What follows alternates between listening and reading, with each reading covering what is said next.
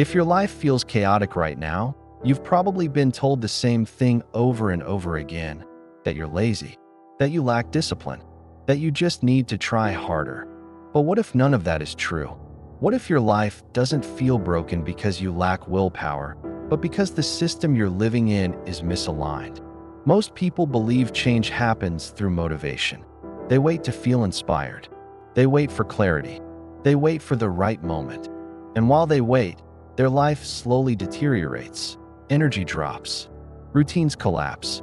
Confidence erodes. Not because they failed, but because they're trying to fix everything at once. This is the lie. You don't fix your life by attacking every problem simultaneously.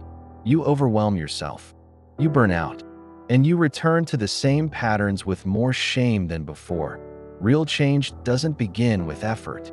It begins with leverage. Your life is not a collection of separate problems. It's a system. Sleep affects energy. Energy affects action. Action affects confidence. Confidence affects relationships. Relationships affect stress. Stress affects sleep. Break one part of the system, and everything else suffers.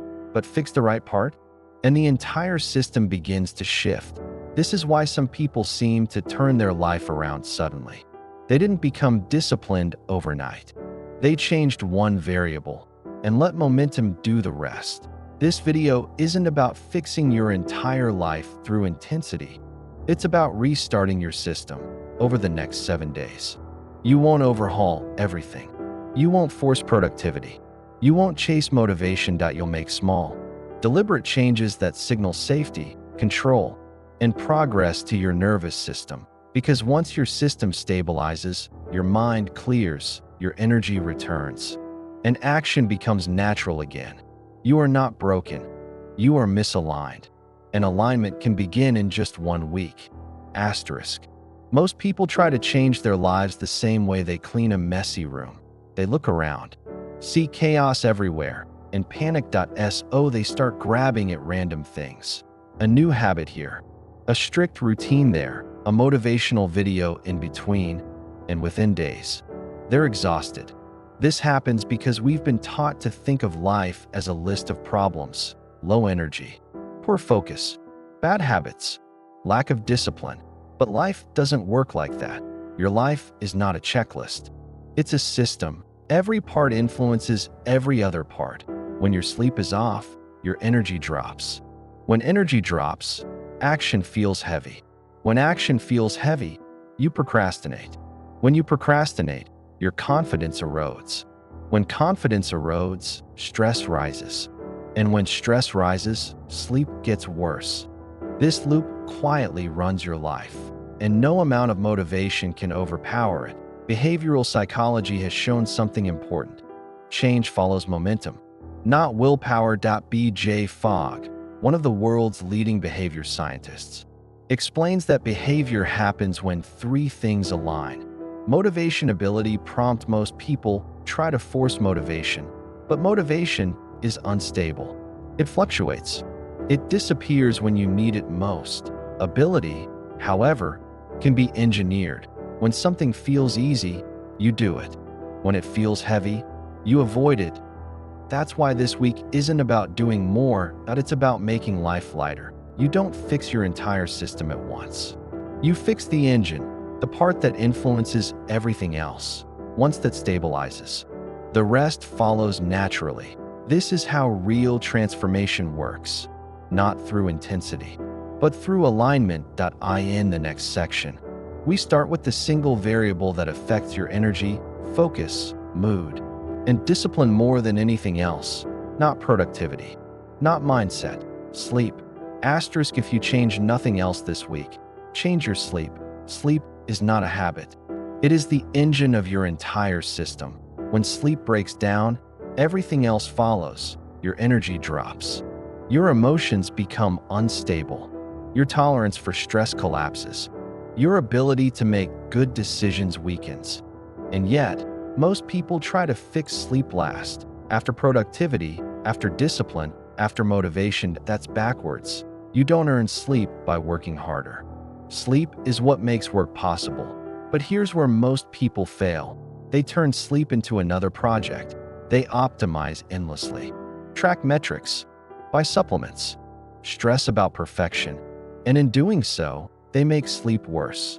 This week, you're not optimizing sleep, that you're stabilizing it. Point one rule. One signal. Pick a fixed bedtime and protect it, not a perfect bedtime. A consistent one. Your brain is not confused by lack of information. It's confused by inconsistency. When bedtime floats, your nervous system stays alert. When bedtime stabilizes, safety returns. Add a simple shutdown ritual 10 minutes before bed. Nothing dramatic. Dim the lights. Sit still. Breathe slowly. Let your body register that the day is ending. This isn't about discipline. It's about communication. That you're telling your nervous system, we're safe. We can rest. And when safety increases, sleep follows. The first night might feel strange. The second night easier. By the third, your system begins to recalibrate. That you'll wake up with slightly more clarity, slightly more energy, slightly more willingness to act. That's momentum. You don't need 8 perfect hours. You need rhythm. Once rhythm returns, everything else becomes lighter. Tomorrow, we'll use that renewed energy to break physical inertia without exercise plans or motivation. Just movement. Asterisk when life feels stuck. The body is usually stuck first, not mentally. Physically, you wake up and stay still. You sit too long. You scroll. You think about acting, but don't. And slowly, inertia takes over. Inertia is not laziness. It's a physical state. A body at rest wants to stay at rest. A body in motion wants to stay in motion. Most people try to solve this with motivation. They wait to feel energized before moving. That never works. Movement is not the reward for motivation. Movement is what creates motivation. Today's goal is not exercise. It's not fitness. It's not discipline. It's to send a simple signal to your nervous system. I can start. Here's the rule. Before your phone, before your thoughts, before your excuses, move for 2 minutes. That's it. Stand up. Stretch. Walk. Shake out your body. No plan. No intensity. No pressure. 2 minutes is small enough that resistance collapses. And once resistance collapses, something important happens. Your brain updates its self-image. I'm not frozen. I can act. I can begin. This is not about calories or progress. It's about identity. A frozen system believes action is costly. A moving system remembers action is natural. Neurologically, movement increases blood flow, dopamine, and norepinephrine. Psychologically, it restores agency, and agency is everything. Most people don't fail because tasks are hard. They fail because starting feels heavy. Today, you remove that weight after 2 minutes. You can stop, but most people don't, because once motion begins, continuation feels easier than stopping. That's the leverage.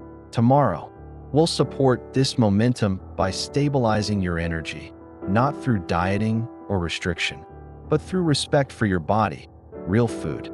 One day, asterisk by the third day, something subtle has already changed. You're sleeping a little better. You're moving a little more. Your system is waking up. Now it's time to support that momentum without turning food into another battlefield. Most people don't eat for nourishment. They eat for regulation, stress, boredom, comfort, control. And when energy crashes, they blame themselves. But food isn't a moral issue. It's a biological one. Highly processed food destabilizes blood sugar, mood, and focus. It creates spikes and crashes that feel like anxiety, fatigue, and brain fog. And no amount of discipline can override that. So today, there's only one rule. For one day, eat like a human, not a diet, not restriction, not perfection, just real food. Food with ingredients you can recognize. Food that existed before marketing. Proteins, fruits, vegetables, whole grains, watered. That's it. You're not counting calories. You're not optimizing macros. You're stabilizing energy. When blood sugar steadies, your mind steadies. When your mind steadies, decision-making improves. When decisions improve, self-trust returns. This isn't about weight. It's about clarity. Most people are trying to fix their mind while starving their nervous system of stability. Today, you send a different message. I take care of myself. And that message matters more than the nutrients themselves. Psychologically, this creates self-respect that you're no longer reacting to cravings. You're choosing support that by the end of the day, you'll notice. Less fog, fewer crashes, more emotional stability, not perfection. Just less chaos. That's the theme of this week. Less chaos. Tomorrow, we'll extend that principle outward, not to your entire life, but to one surface point, one small space that restores a sense of control and order. Asterisk by the fourth day, your system is waking up. Sleep is stabilizing. Movement has begun. Energy is slightly steadier. Your body and mind are starting to communicate. Now it's time to extend that principle outward into your environment. Most people underestimate the psychological power of their physical space. Clutter isn't just messy, it is mental friction. A countertop piled with papers, a desk scattered with objects, a nightstand crammed with forgotten items. It silently signals chaos to your nervous system. Your mind notices before you do. Subconsciously, it whispers, I have too much to manage. I'm behind. I can't focus. Today, we correct that, but not by cleaning your entire home. That would be overwhelming, like trying to fix your life all at once. Instead, we focus on one surface, a single, manageable area. Your desk, your bedside table, your kitchen counter. Pick one. That's all. The principle is simple. Small victories create momentum. Start with one surface and bring order to it. Remove objects that don't belong. Arrange what remains neatly.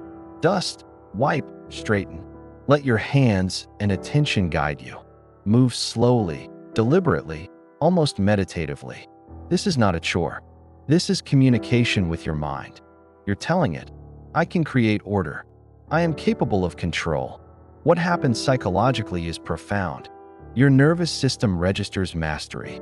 The visual clarity reinforces internal clarity. One organized surface becomes a microcosm of the control and competence you are cultivating in your life. It also reduces cognitive load. Less visual noise equals fewer mental distractions. This exercise is deceptively simple. You might think, it's just a surface, what difference can it make? But small changes compound. One clean area creates a ripple effect. You notice other clutter. You make small corrections automatically. The sense of agency spreads that by the end of the day, you should feel a subtle but undeniable shift. There is now a tangible space that mirrors your internal alignment. You can sit or stand near it and feel calm. The chaos outside starts to align with the clarity inside. Remember, we're not chasing perfection. We're creating signal, not noise. One surface, orderly and intentional, communicates more to your mind than hours of trying to optimize motivation or productivity. Tomorrow, we extend this principle to relationships, reconnecting with one human being to restore the social and emotional support your system needs. This is how small, consistent interventions accumulate. By the end of the week, they will have created a cascade of momentum, without forcing, without burning out, and without relying on fleeting motivation. Asterisk by the fifth day, your system is stabilizing. Sleep is more regular. Movement has begun. Energy is improving. Your environment has been partially cleared, giving your mind tangible evidence of control. Now it's time to turn your attention outward, to the human element that so often determines our momentum: connection. Most people underestimate the cost of social isolation. We think that productivity, routines, and self-improvement are enough. But humans are wired for connection. Without it, the nervous system remains on edge. Cortisol rises. Motivation drops. The mind feels heavy. Even small tasks become exhausting. Today, you'll reconnect with one human. That's it. Not a social marathon. Not dozens of messages. One person, someone you care about or who supports you. This could be a friend, a family member, a mentor, anyone whose voice brings reassurance. But here's the key: use voice communication. Call, video chat, even a brief voice message. The human voice contains far more emotional resonance than text alone. It carries warmth, nuance, and trust that dopamine alone cannot replicate. This single reconnection has a measurable psychological impact. Oxytocin rises, cortisol drops. The nervous system experiences a small but profound signal: you belong, you are seen, you are supported. The simple act of connecting reminds the brain that it is part of a network, a team, a family, a world beyond self. Do not overcomplicate this task. You do not need a long conversation. You do not need perfect words. 2 minutes of real, direct connection is enough. The objective is signal, not volume. The human system responds to reassurance, not scripts. This reconnection also strengthens identity. You are no longer a solitary actor battling chaos alone. One human presence validates progress, acknowledges effort, and reinforces momentum. It reminds your nervous system that progress is safe, that effort is meaningful, and that the world has not left you behind. By the end of today, you'll notice subtle but significant shifts. Your mind feels lighter. Motivation increases. Small tasks feel less effortful. You are no longer just moving and organizing for yourself. You are reconnecting with life itself.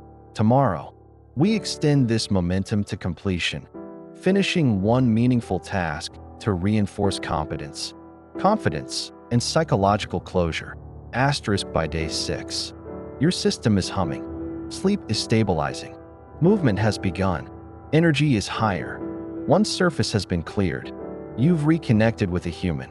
Now it's time to address a subtle but incredibly powerful variable in psychological momentum: completion. Most people underestimate the weight of unfinished tasks. A drawer half organized, an email unsent, a project paused midstream. These small open loops quietly drain mental energy.